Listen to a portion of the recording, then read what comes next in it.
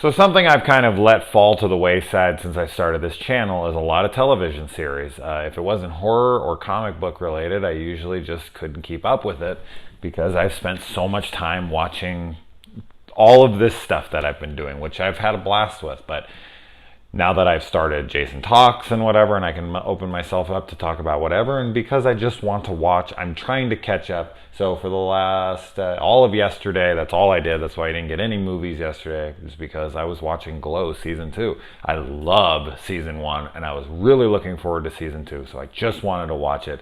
I've let too many series go by me.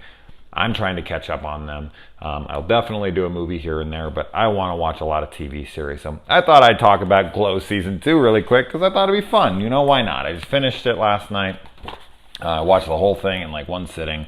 That's the good and bad thing about Glow. That's the good bad thing about binging television series, especially something like this where it's 10 episodes and it's only 30 minutes. You can watch it so freaking fast. But I adored Season 1. One thing I'd love to see is like a little quick mini crossover between Stranger Things and Glow, where the kids in Stranger Things are like watching Glow on their TV for like a second before like the Demogorgon freaking, you know, wrecks their house or something insane.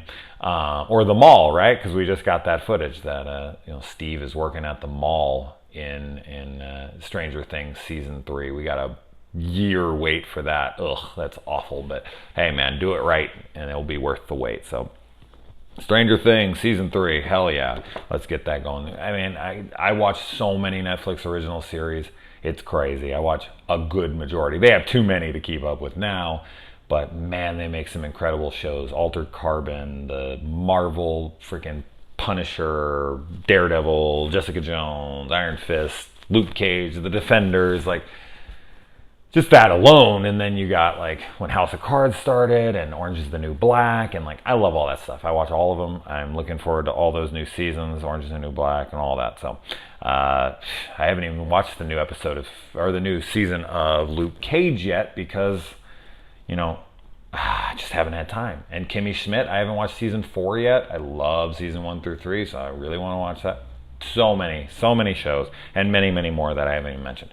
But Season 2 of Glow, I watched it pretty much all in one sitting, and I loved it. Wow, what a great season. I think that the only real issues I might have with it, I think, is because of their runtime and their episode count. I was going to compare it to something like Orange is the New Black because it's primarily a female-studded cast, and with Orange is the New Black, they have like 13 episodes, and I think they're like an hour a piece. So it's like double the runtime, like if not more. So they got a lot more time to explore characters. And what Orange is the New Black does so well is that it transitioned from being a story about one inmate and all of the surrounding characters, and it started making every surrounding character a main character. Like it really... Orange is the New Black is so good at divvying up time for each group within the film. You got like the Mexicans, the Cholos or whatever that are over here.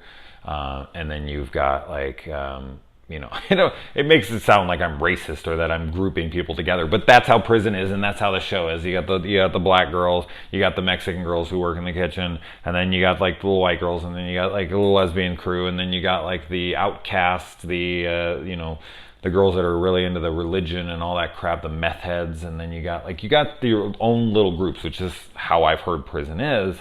So I love that about that show because it really just gives everyone time. Like Piper gets as much time as even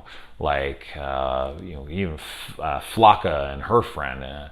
Like everyone really gets a lot of good screen time. And in Glow Season 2, they have a lot of supporting characters that just kind of are still supporting characters, which is a shame, but at the same time I get it because they only have so much time, so they have to focus on Ruth, and they have to focus on Debbie, and they have to focus on Sam and his relationship with Justine and all that stuff. Like they really just have like no time, and I think they really did a fantastic job of balancing what time they did have.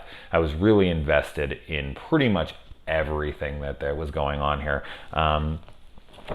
And of course, like any of these shows that have a lot of chicks in it, I can't help but crush hard on, Ruth, especially. I think Ruth and Justine. Now, don't, before you start pulling out the freaking, Lynch gear and all that, like, just because just because a character is 17 doesn't mean the actress is. She's 22 years old, people. Give me a break.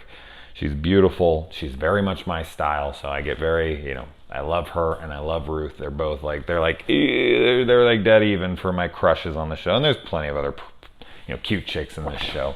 But those two for sure. And I actually found myself much more attracted to Beirut, the mad bomber in this one, than I ever had before. And maybe that was like the whole lesbian storyline that they had going on there with Yolanda.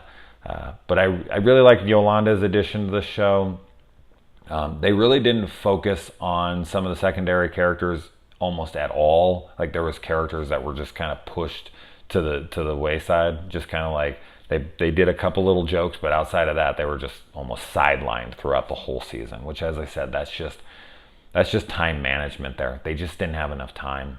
I feel like if they were given... I would want to see this show have longer episodes than 30 minutes, I don't think, because I feel like it does work in that time frame.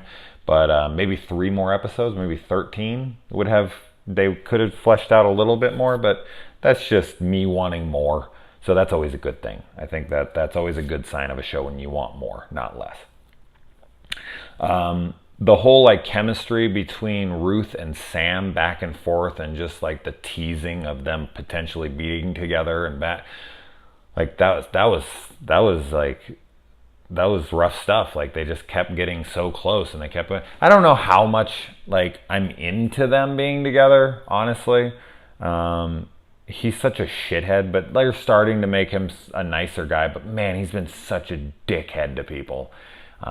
And I just think she's so wonderful. I mean, yeah, she was screwing her best friend's husband, so I know that her credibility and her character is not all that high praised, but I guess I'm just looking past it because I think she's fucking amazing and wonderful and sexy and everything wonderful I could say. And then, Debbie's whole storyline with her dealing with the... loss of her family and her breaking down and selling all this stuff in her house and kind of overreacting. And that there's a scene where like Debbie's really losing it in this season. When she goes after Ruth and Ruth is trying to tell her like this head of the company tried to fuck me in a hotel room, and she thinks like she's gonna be there for her, and she's just like, you idiot. Like, you should have fucking told him you were going to fuck him. You should have, said you were on your period or that you wanted to, but you were with somebody now or whatever. Like, what a bitch. Like, that really shows you the headspace and she's in. And she, like, gets, like, high on cocaine and breaks freaking Ruth's ankle. Oh, my God. Like, she is a train wreck in this season. But, hey, her best friend screwed her husband. And she's dealing with a lot. So, like, I get it, but at the same time, I don't know. Like, she really needs to pull her shit together. We even get a lot of drama from Bash in this. His boyfriend, basically, dies of what I think we're supposed to believe is AIDS, because she says technically it's pneumonia, and I think he had HIV, and it turned into AIDS, and he got pneumonia and died. I think.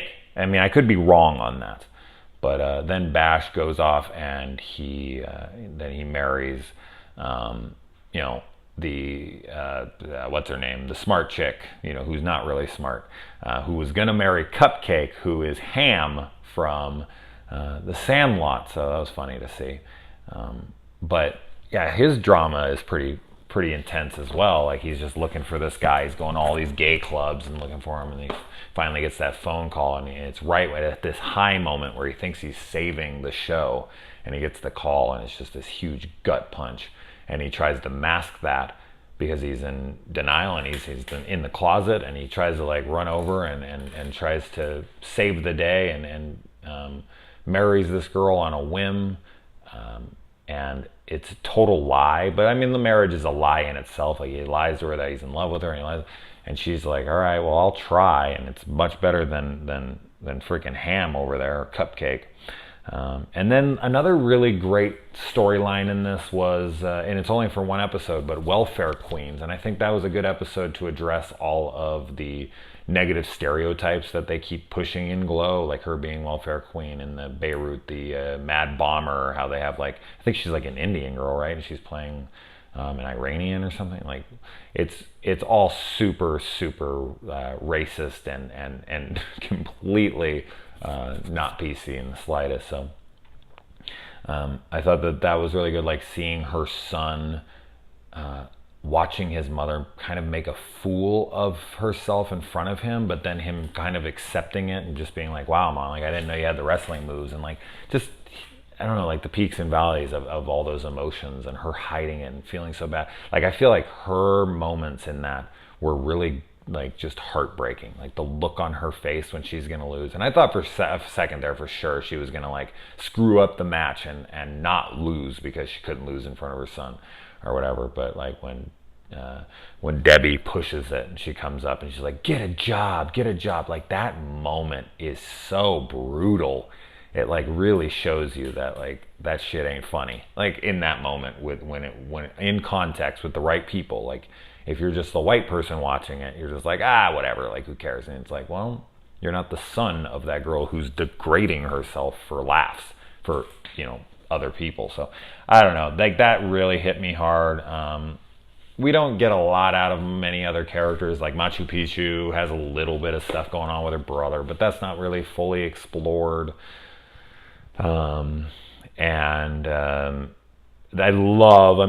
think like a fan favorite episode is going to just be that episode 8, I want to say it is, where it's just a episode of Glow, like 30 minutes of just like the footage that they shot, like what we would be seeing if we were watching the show on television, all the ridiculous soap opera storylines and whatnot, all that stuff, and the music videos, and so great. I mean, it just emulates the 80s so well. And I know a lot of people are getting tired of like, let's take it back to the 80s, because It and Stranger Things and this and so many slasher movies now that are trying to relive the 80s and are homages, and I don't know. It works so well. They do it so well in this show that I don't mind. And then Ruth has her little thing going on, as I said, with Sam, but it's also with this cameraman, and just her playing back and forth and not understanding what she wants, and trying to make the safe pick. She's screwed up her whole life and always done the wrong thing, and Sam to her is that wrong thing. Or she thinks he's the right thing, and she goes and screws it up because that's what she's used to. She's used to running off and doing the wrong thing. So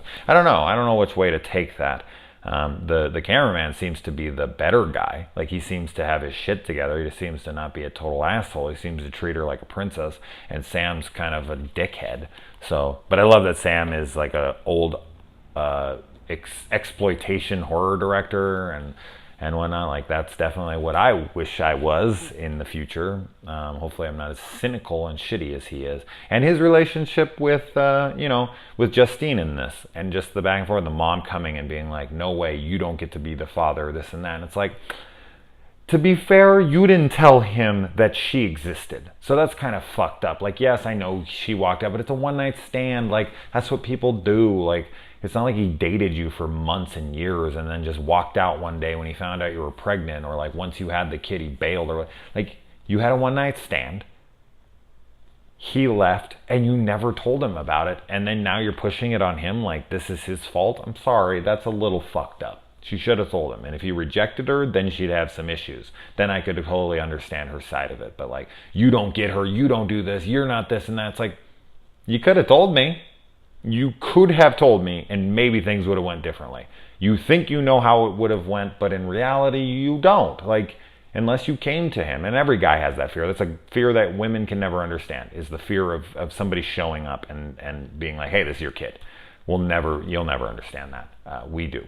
So anyways, I can relate to that. I haven't had that happen, thank God, and hopefully it never does, but I would be the same way. I'd be like, you should have told me, and I could have possibly been there. But the Justine stuff really worked, and she's unbelievably hot. So anyway, guys, what'd you think of season 2? Are you looking forward to season 3? Do you watch any Netflix series? What's your favorite Netflix series? Let me know. All right, guys.